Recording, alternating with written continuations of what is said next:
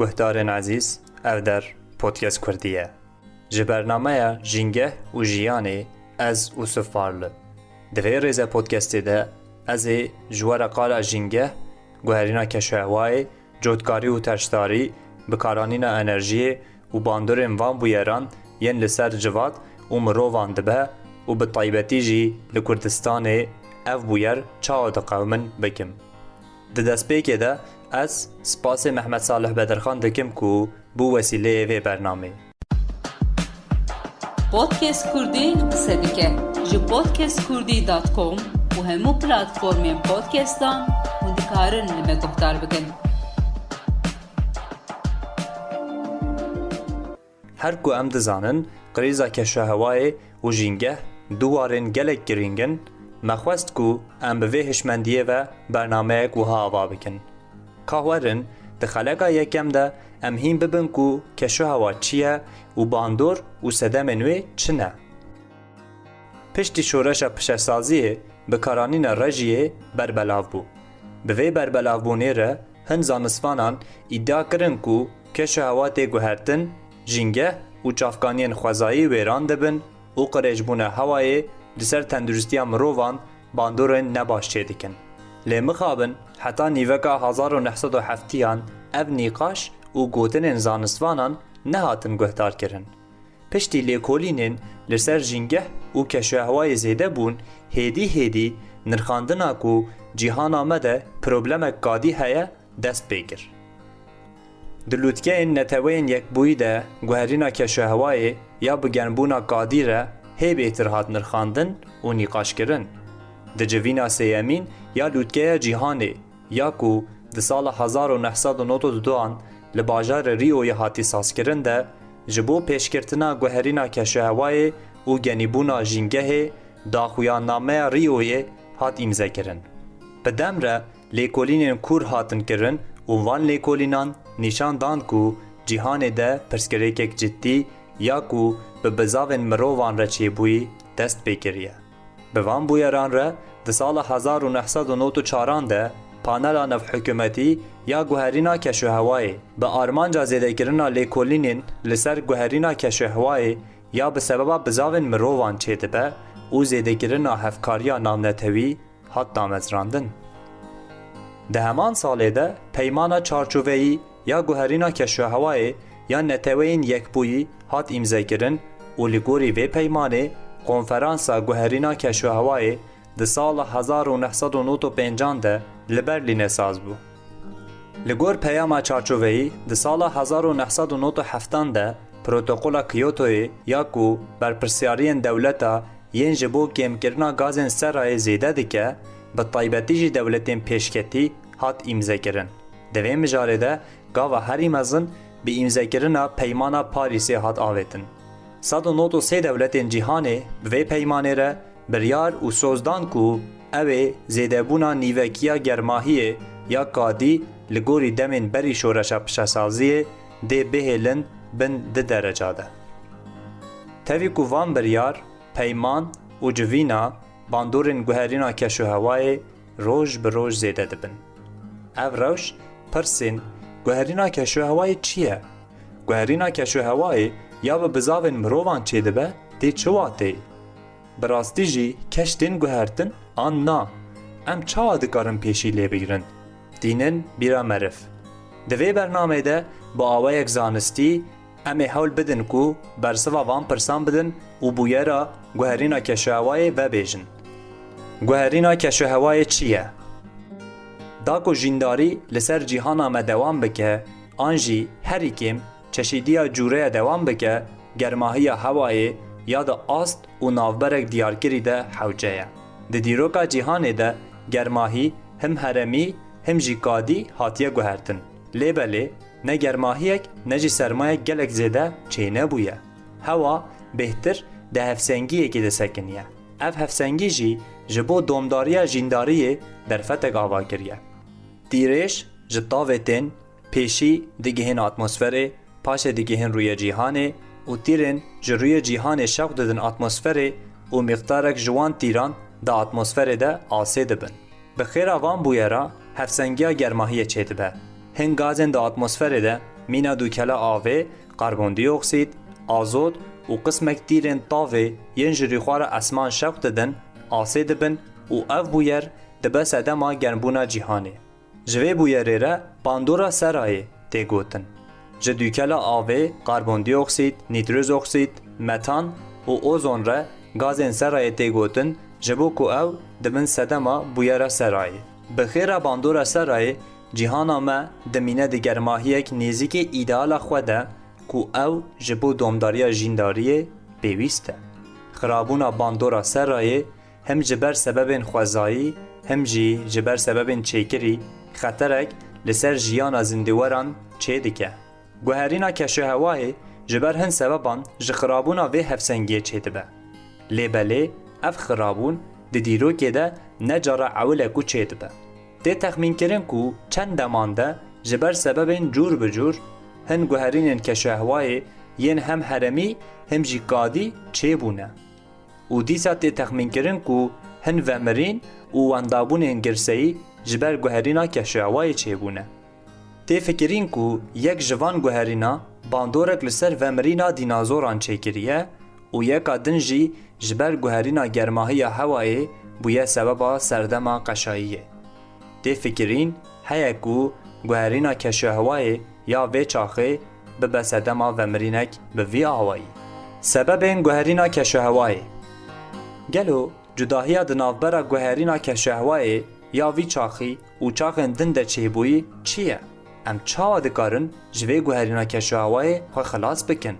اف پرسین ها بیویستیک هم دیتی گهشتنا میا درباره گوهرینا کشو هوای ده هم جی دبریاردایینا پیشگرین ام بستین ده دگره.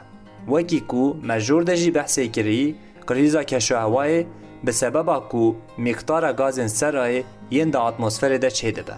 به طیبتی جی گاز کاربون دی اکسید زیده ده به و اف زیده بون دبه سببا گرمبونا جیهانه.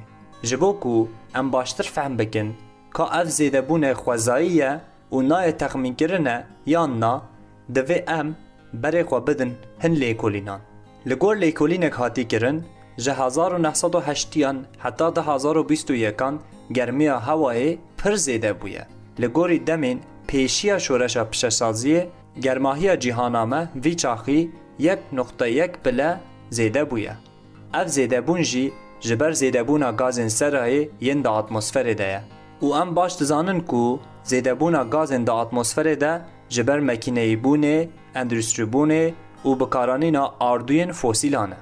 لوما مزنبونن آبوری و پیشکتنن اندرستری هم بونه سبب زیده بونا گازن سرای هم جی جبر بکارانینا خلط یا چافکانین خوزایی بونه سبب بوبلاتن جنگهین. یک جشاخین اندرستریه ین هری گرینگ این شورشا پشسازیه و مزنبون آبوری پتروکیمیایه. گازن سرای ده هر قوناخین بکارانینا بر همین پتروکیمیایی ده یعنی هلبرین، مزاخ و برمایی بربلاف دبن و دبن سدما قریجبون هوا و جنگه و خطرک لچشیدی زندواران و اکوسیستم چه دیگه. لگور انجام لیکولینه هندکارن لینکا گرافیک دراوه که ده ببینن به دمیره گاز کاربون دی اکسید دا اتمسفر ده زیده بویه. هن سبب این وی زیده بونه هنه. مزنبون آبورین دولتا با اردوین فوسیلان را قومی. داخوازی انرژی و خدمت دن جبر پربونا گلهای زیده بو. زیده بونا باجاربونه و بکارانینا چافکانین خوزایی زیده بو.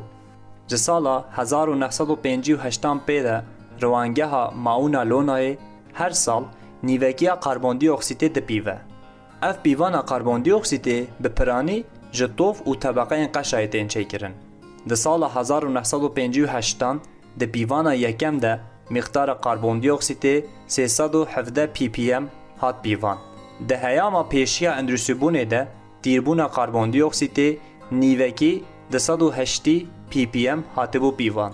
آستا کریتیک یا جبو پیشکرتنا گوهرینا کشوهوای 380 پی پی ام هاتبو بیوان لمخابن افدمک دریجه کو ام جوی آسته درباس بونه. لگور راوکا داوی یا دا آورلا 2022 ده هاتی کرن دیربونا گاز کاربون دی اکسید یا اتمسفر ده بویه 420 پی پی ام. پشتی نخوشی کووید 19 زیده بونا سیاحت و هن تشتندن atmosfera cîhana me dîsa ketiye bin xeterê de.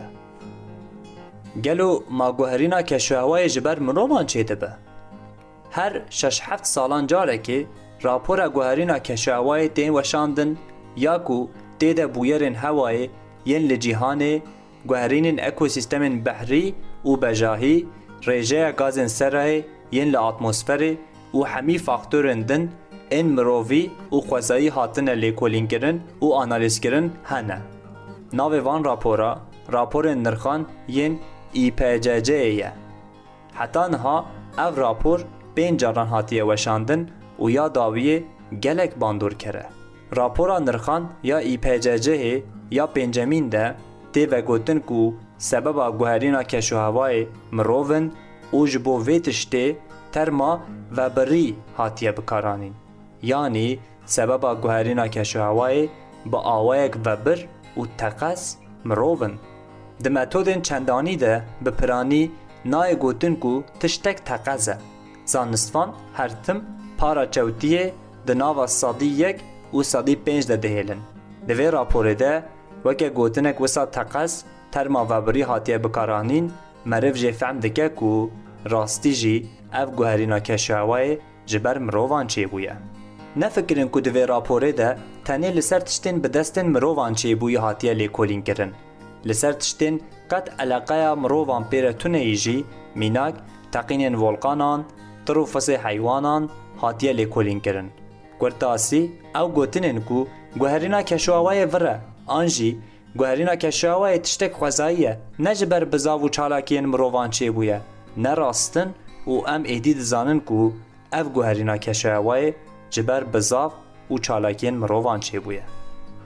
Ji ber ku binesaziya teknîk û aborî ya me ji ber daxwaz û hewciyên xwe avakirî girêdayê ardûyên fosîl e û ji ber vê her tim gazên serayê li atmosferê tên berdan. Para hin beşên aborî ya di berdana gazên serayê li atmosferê de sadî 71 e. Ev beşên aborî û sektorên enerjiyê ne. Mînak ji ber ku germkirina xaniyan, hilberîna berhemên bingehîn, ronîkirina avahî û derve, pêjana xwarinê, tev girêdayê bikaranîna ardûyên fosîlin û ev rewş dibe sebeba germbûna cîhana me û ji ber wê keşûhewa diguhere. Ger em destkariyê li guherîna keşûhewayê nekin, dê çi senaryoyên mimkün derkevin pêşî me û çi tedbîr dikarin pêşî li guherîna keşûhewayê bigirin. Sebeba bingehîn ya guherîna keşûhewayê zêdebûna nîvekiya germiyê ya gadî ye. Ev rewş heye ku bandorên xeter li ser jîngehê, cîhanê, jiyana mirov û hemû zindêwerên din bike. Bilindbûna ava okyanus û deryaya, bûyerê pirole yên hewayê, derketina gaza metanê ya ji ber helîna axê, xirabûnên di çerxa jiyîna riweka de û helîna qeşayên cemserê hin ji mînakên van bandoran e. Astenkirina zêdebûna van problemên hin ji wan zû de derketî holê, an jî vegerandina van pirsgirêkan têkildarî tiştên berî hatî kirin, tedbîrên niha tê girtin û rêvebirina plansaziyên ji bo pêşerojê hatî kirine. Ne mimkün e ku gazên serayê ku berê li atmosferê hatine berdan werin vegerandin. Lêbelê pêşî lêgirtina bandorên guherîna keşûhewayê an jî pêşî lê zêdebûna germiyê bin di pileya de girtin ku ev biryar di peymana Parîsê de hatiye dayîn, zêde demê me tune be jî hêj pêkan e. Ev jî helbet girêdayê biryar û polîtîkayên hişk û gêrhatî yên hikûmetan e. Hevkariya navdewletî di vê pêvajiyê de girîng û pêwîst e. Li gor lêkolînek hatî kirin, hûn dikarin grafîka li gorî encama lêkolînê hatî avakirin di ravêka xelekê de peyda bikin, heye ku heta sala 2000 nîvekiya germiyê ya gadî zêdeyî 4.1 û 4.8 pileya bibe. Ger em bigihîjin vê rewşê, heye ku em mirinên ji ber germahiya zêde, çolbûn, ziwabûna axê, qrîzên zadî û vemirîna hin cûreyên ajal û zîndîweran bibînin. Lêbelê heke hikûmet van polîtîkayên xwe yên heyî neguherin, germahiya navikî dê heta di 2.5 di 2.9 pileya zêde bibe û bereva jî senaryoya berê her ku çiqas problemên dijwariya wan kêmtir çê bibin jî heye ku em senaryoyên wekî ya me jor de behsê kirî bibînin. Ger dewlet bigihîjin hedefa xwe ya sıfır karbonê jî îhtimalek mezin e ku germahiyek heta di 2.1 derece çê bibe. Lêbelê em zêdebûna germiyê dibin 1.5 bila de bigirin jî nayê wê wateyê ku em li ser xwe bandorên qrîza keşehewayê nabînin. Ger em zêdebûna germahiyê bin 1.5 bila de bigirin jî ji sadî 6 cûreyên kêzika, ji sadî 8 cûreyên riweka, ji sadî 4 cûreyên zindeweran marî pişk dê ji jîngeha xwe biqetin. Ger zêdebûna germahiyê bigihêje di pileya hêjmara zindewerên ji jîngeha xwe biqetin ji bo kêzika sadî 100, ji bo riweka sadî 200, ji bo zindewerên marî pişka dê sadî 100 zêde bibe. Me berî niha gotibû ku sedema bingehîn ya guherîna keşehewayê di atmosferê de miqdara zêdebûna gazên serayî ye. Ji bo ku ev pirsgirêk çareser bibe, divê ewilî gazên serayê bi awayek kadî divê kêmtir li atmosferê werin berdan û serde jî divê miqdara gazên zêde ya di atmosferê de were kêmkirin. Çareseriya ewil her ku çiqas çareseriyek bi bandor be jî ku ew li ser mantiqa xwedkirina pirsgirêkê ye, ev çareserî dê li ser jiyana civakî bandorek mezin çê bike û ji ber vê yekê sazkirina vê çareseriyê gelek zehmet e. Rêya duyem jî bandor û sînorên wê gelek tengin û heye ku hedefa 1.5 bile nekare bêgihîştin. Ji bo kêmkirina berdana gazên serayê sê rehîn bingehîn hene. Ev her sê rê jî di nav xwe de tijî aliyên wayên ji hev cuda û alos hene. Rêya yekem veguherîna enerjiyê yanê divê em ji ardûyên fosîl xwe xilas bikin an jî derbasê ardûyên kêmkarbon bibin. Rêya duyem berdariya enerjiyê. Rêya sêyem avakirina daristanan. Sektora enerjiyê wekî ku me jor de jî behsê kirî berpirsyarê 173 berdanê gazên serayê ye. Ji ber vê yekê divê serî de pergalên me yên enerjiyê û sektora enerjiyê guherînek mezin derbas bikin. Lêbelê mixabin kurm û reftarên mirovan bi nesaziya teknolojîk dixûbên aborî nîşan dide ku ev guherîn di demek kur de çênabe. Guhdarên hêja, ez amadekarê vê podcastê Ûsif. Min di xeleka yekem ya rêze podcasta bi navê Jîngeh û Jiyanê de ji were bi awayek dirêj behsa keşehewayê kir.